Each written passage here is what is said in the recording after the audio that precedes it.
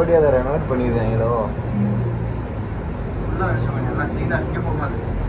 சரி, நாளைக்கு ஆக்கிடுவாங்க. அழகாக ஆக்கிடுவாங்க. மண்ணு இருக்குல்லக்கா, மண்ணை வீசிட்டு போய் உள்ள உள்ளதான் முடிஞ்சிச்சு. மண் கிடையாதுனால தூசு இல்லாமல் இருக்கு. எல்லாமே கடல்ல சேரும். கெனால்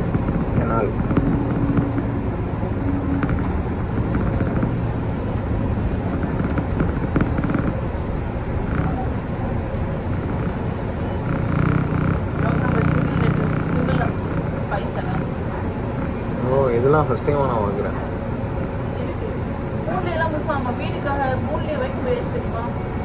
மூணுலேன்னா எங்கே இருக்கு?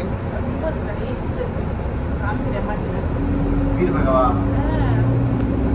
லோன் பண்ணுறோம், அது அவ்வளோ வருஷம் சொல்லி அதான் ஸ்ட்ரெஸ்ல என்னடா பண்ணுறது அப்படின்னு சொல்லிட்டு இறங்கி அதே பட்ஜெட்டு கையில் ஒரு ரெனோவேஷன் பண்ணுற காசு சேர்த்து போட்டு பண்ணலாம். அவங்க வெளியில் ரெனோவேட் பண்ணிக்கலாம்னு நினச்சிட்டே பண்ணியாச்சு.